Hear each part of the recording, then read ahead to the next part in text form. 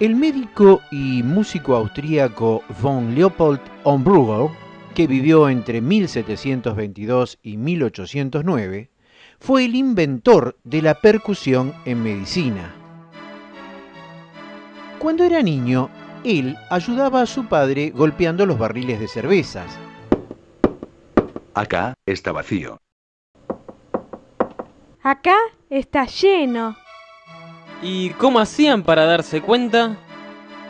Pues el sonido que producían le permitía saber si estaban llenos o vacíos. Más tarde, siendo Hornbrugger ya un médico, imaginó que el tórax de sus pacientes podía comportarse como los barriles cuando son percutidos apropiadamente. En el año 1761 publicó en latín la obra Nuevos métodos de cómo descubrir por medio de la percusión del tórax del hombre las enfermedades escondidas en la cavidad torácica, en la que planteaba que con la percusión se obtienen tonos diferentes que dan una idea del estado interior del tórax. Describió la matidez a la percusión como un signo de derrame pleural o de consolidación, y él comprobaba la exactitud de los resultados de sus investigaciones en cadáveres. Mi esposo es un verdadero genio. Sin embargo, la percusión fue ignorada durante medio siglo e incluso hubo quienes hicieron caricaturas con su invento.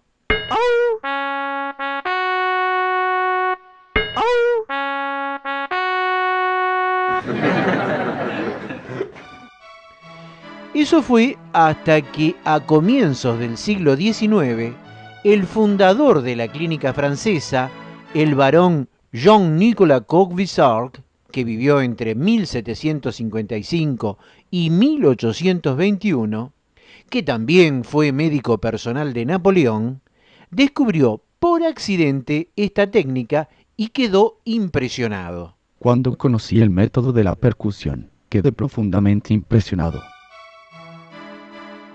La usó durante sus visitas matinales a los pacientes para diagnosticar las enfermedades que luego eran comprobadas en las autopsias vespertinas.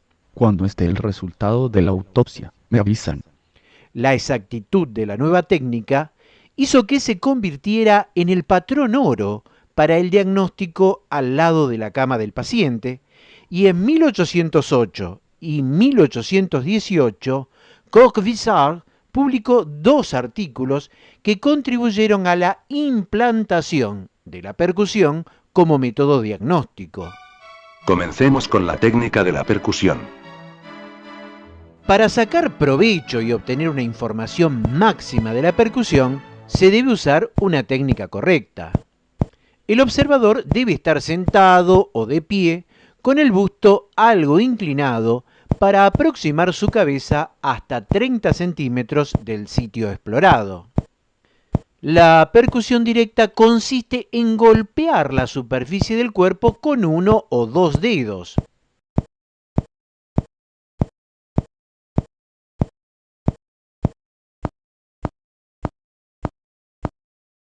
Puede usarse en la clavícula, en el esternón o en las apófisis espinosas.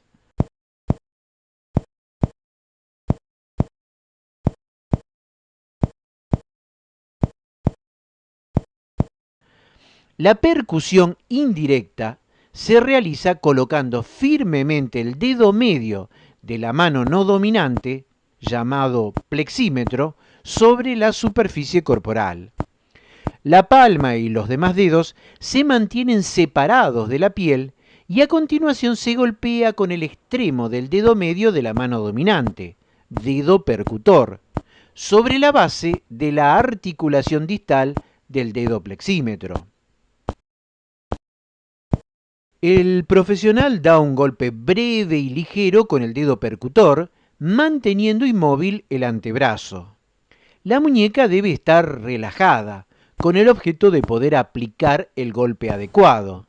Si este no es seco, si el dedo plexímetro no se mantiene de manera firme o si la palma se apoya en la superficie del cuerpo, el sonido resultará atenuado o amortiguado. Sonidos de la percusión. 3 son los sonidos básicos de la percusión y hay 2 que son accesorios. Se describen de acuerdo a la existencia o no de aire coleccionado en las vísceras y al grado de tensión en que se encuentra ese aire. Estos sonidos son sonoridad, timpanismo y matidez, los básicos. Hipersonoridad y submatidez, los accesorios. La sonoridad se escucha sobre el tejido pulmonar normal. El timpánico se oye sobre la mayor parte de las porciones de la cavidad abdominal normal. Y el sonido mate es obtenido sobre órganos sólidos, por ejemplo el hígado, así como en los músculos. El sonido de hipersonoridad tiene una calidad intermedia entre el de sonoridad y el timpánico. El sonido submate tiene una calidad entre el sonido mate y el de sonoridad. Todos los ruidos y sonidos que produce nuestro cuerpo se producen a partir de vibraciones. Para entender mejor qué es lo que estamos escuchando con la percusión, deberemos conocer antes los fundamentos del movimiento vibratorio, el cual se produce por la acción de una fuerza aplicada sobre un objeto que es desplazado y que luego tiende a regresar a su punto inicial. Estas variaciones de posición, realizadas muchísimas veces por segundo, modifican el aire y son transmitidas a nuestro oído, generando la sensación fisiológica denominada sonido, que en el registro gráfico se exterioriza en forma de oscilaciones.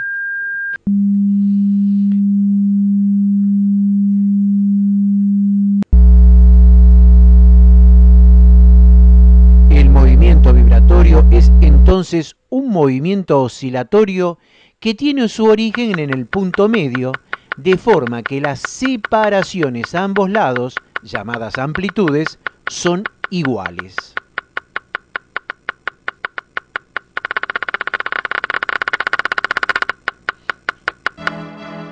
Un resorte es un buen ejemplo de comparación con una vibración, pues cuando lo separamos de su posición de equilibrio, estirándolo o comprimiéndolo, adquiere un movimiento vibratorio armónico simple, pues la fuerza recuperadora del resorte es la que genera una aceleración, la cual le confiere ese movimiento de vaivén. Observando el movimiento del resorte, vemos que se desplaza entre dos puntos desde la máxima compresión hasta la máxima elongación, pasando por un punto medio de equilibrio. La distancia desde el punto medio a cualquiera de los extremos la llamamos amplitud. La posición que ocupa la bola roja en cada momento con respecto al punto central la conocemos como elongación. El tiempo en realizar una oscilación completa, dado por el espacio entre dos vértices contiguos, pero del mismo sentido, es el período o largo de la onda y es medido en segundos. La frecuencia es el número de oscilaciones o de ciclos por segundos que realiza. En este otro ejemplo, se observa gráficamente la variación de la velocidad y de la aceleración por medio de un vector al que se lo hace variar en módulo según la posición. La elongación será el vector azul, la velocidad el rojo y la aceleración el verde. La combinación de todas estas variables determina diferentes tipos de movimientos oscilatorios, los cuales a su vez determinan que escuchemos diferentes tipos de ruidos y sonidos. El movimiento de cualquier objeto material puede ser considerado como una fuente de sonidos. Al moverse, perturba el medio que lo rodea y esa perturbación al propagarse genera un pulso o tren de ondas. Un impulso único, como una vibración en el extremo de una cuerda, Al propagarse, dará lugar a un tipo de onda llamada pulso. Si las vibraciones se suceden, se formará un tren de ondas que se transmitirá a lo largo de toda la cuerda. Si las partículas del medio en el que se propaga la perturbación vibran perpendicularmente a la dirección de propagación, las ondas se llamarán transversales. Es el caso de la cuerda de una guitarra.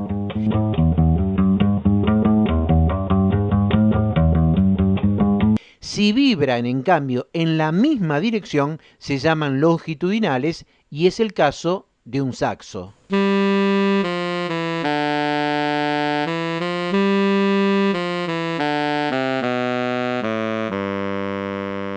Todo este movimiento vibratorio origina ondas acústicas, las cuales podemos dividirlas según sus 4 propiedades fundamentales. La frecuencia depende del tamaño o del volumen del cuerpo que vibra y de su capacidad de restitución al punto inicial. O sea, a mayor tamaño y menor restitución, la frecuencia es más baja. En la escala musical se toma como límite de separación entre la tonalidad baja o grave y alta o aguda los 250 ciclos por segundo que se corresponden con la tecla C del piano, o sea, la nota denominada do natural. La intensidad está dada por la relación entre la energía de la fuerza aplicada con el peso y la rigidez del sistema. Cuanto mayor es lo primero y menor lo segundo, el sonido o ruido será más intenso.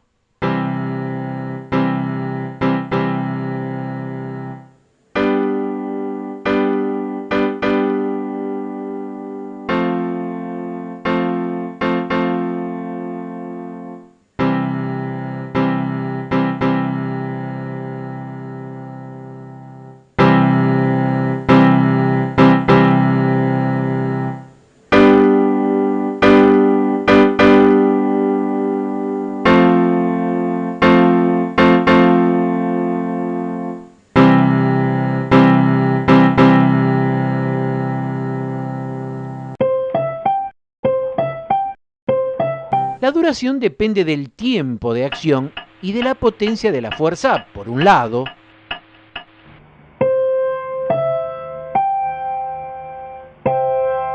y del grado de amortiguamiento por el otro. El timbre se debe a las propiedades que son inherentes a cada cuerpo.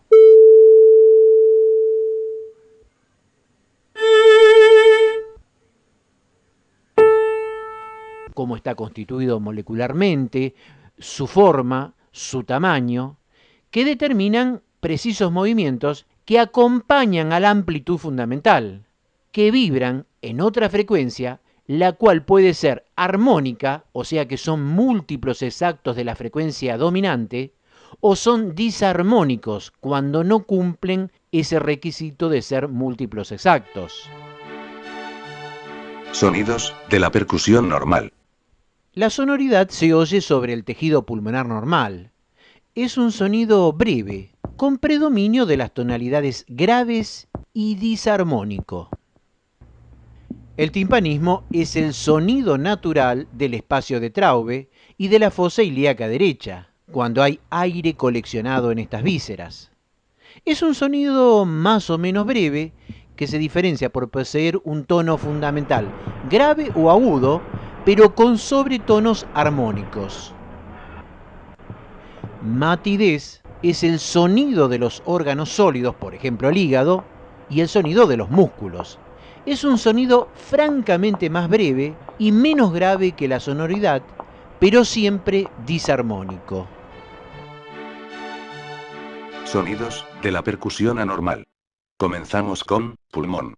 Uno es la matidez, que puede ser producida por neumonía, por tumor, infarto o por un derrame pleural.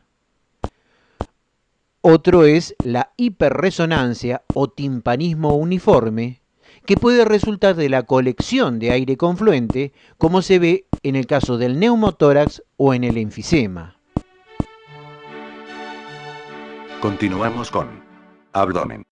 En abdomen encontramos la matidez, que puede ser producida por tumores o masas intraabdominales. El desplazamiento de la matidez con los diferentes decúbitos puede indicar la presencia de ascitis. Y ahora, le toca el turno al corazón. Cuando en el precordio nos encontramos con un área expandida de matidez, puede indicar agrandamiento anormal del corazón o un derrame pericárdico.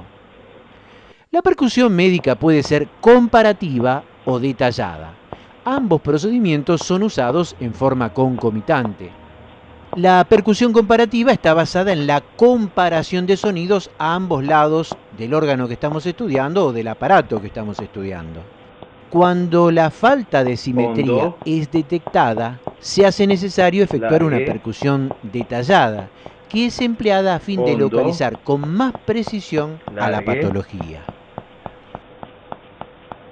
Hondo. Largué.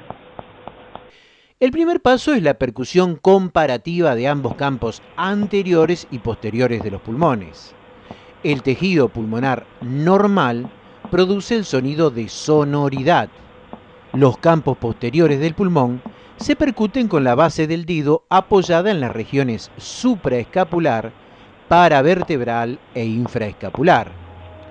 Esta posición debe ser usada al mismo nivel en ambas partes para verificar si hay asimetría. Luego los campos pulmonares anteriores son percutidos, empezando desde las regiones supraclaviculares para evaluar así los vértices del pulmón. Y finalmente se percuten las regiones pectorales y axilares.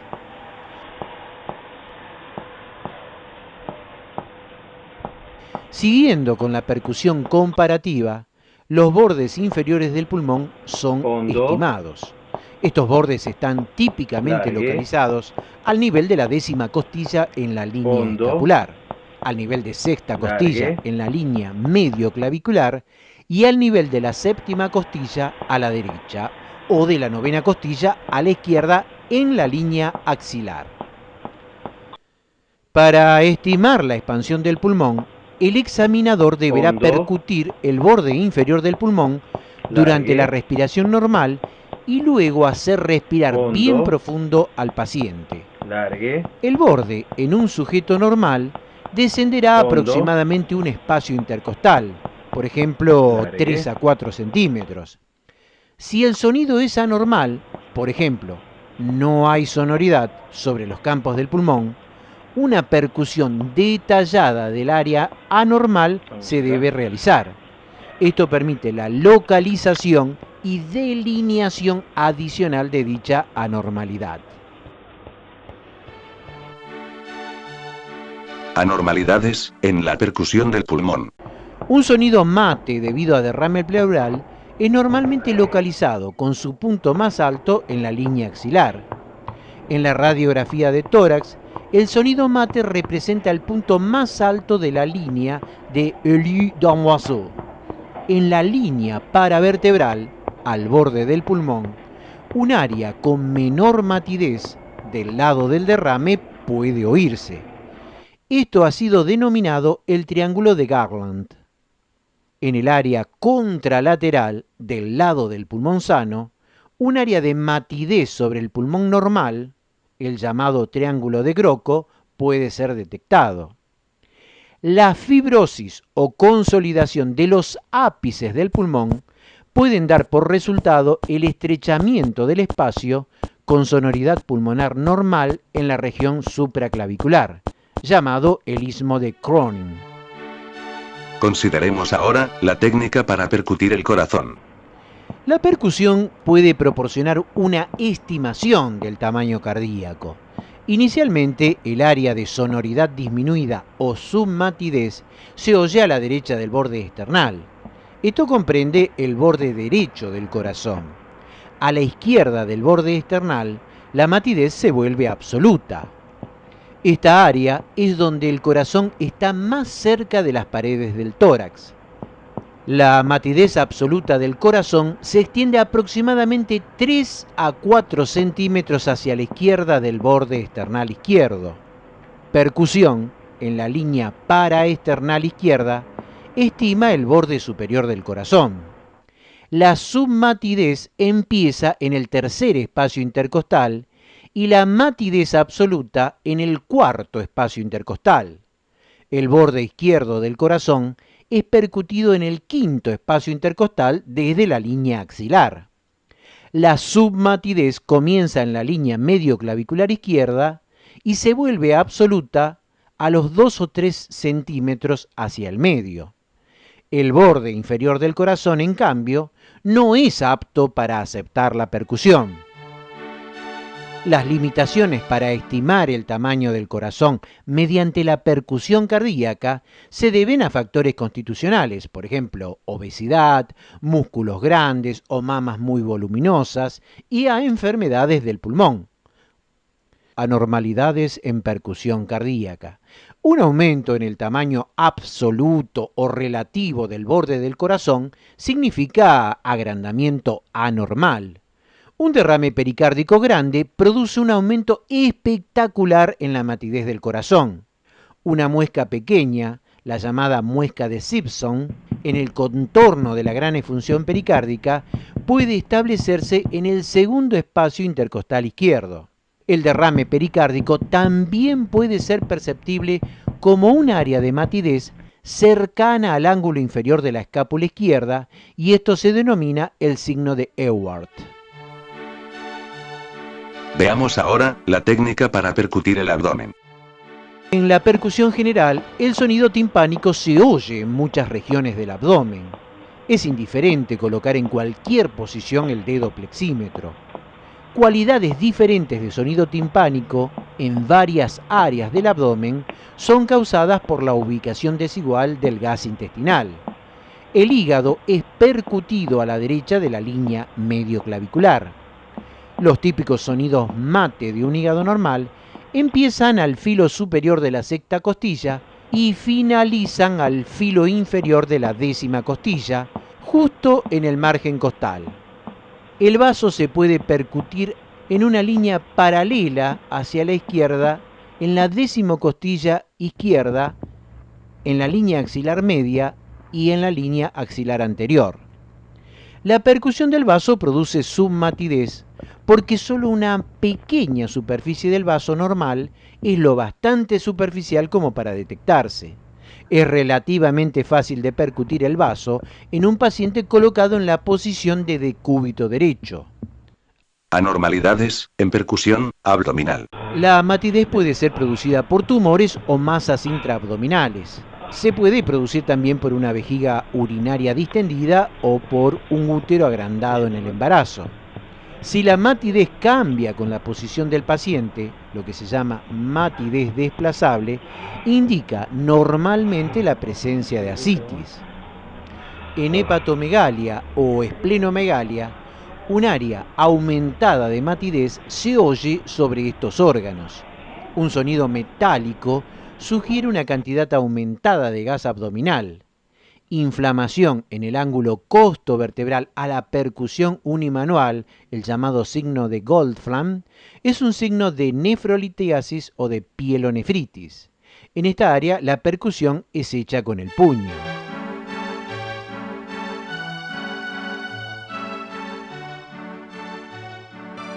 Aunque con el desarrollo de la auscultación primero y de la rápida expansión de las técnicas de imagen después, la percusión fue perdiendo gran parte de su valor inicial, todavía continúa siendo una parte importante e insoslayable del examen físico. Los médicos han estado practicando la percusión médica por más de 200 años. Como parte del reconocimiento médico, sigue siendo a la vez un arte y una ciencia. Cuando se aplica con la técnica apropiada, la percusión tiene un papel significativo en la evaluación de los derrames pleurales y en el neumotórax. Por ejemplo, una hiperresonancia en el momento de la evaluación de emergencia de una víctima de un trauma torácico puede indicar la necesidad inmediata de la descompresión con una aguja sin haber obtenido aún una radiografía. El papel de la percusión, por supuesto, que es limitado, en cambio, en la evaluación del corazón, pero puede proporcionar valiosa información sobre el tamaño de los órganos abdominales sólidos y la presencia de ascitis. En la era de la medicina tecnológica, es imperativo que los educadores médicos enseñen y mantengan las destrezas del reconocimiento médico.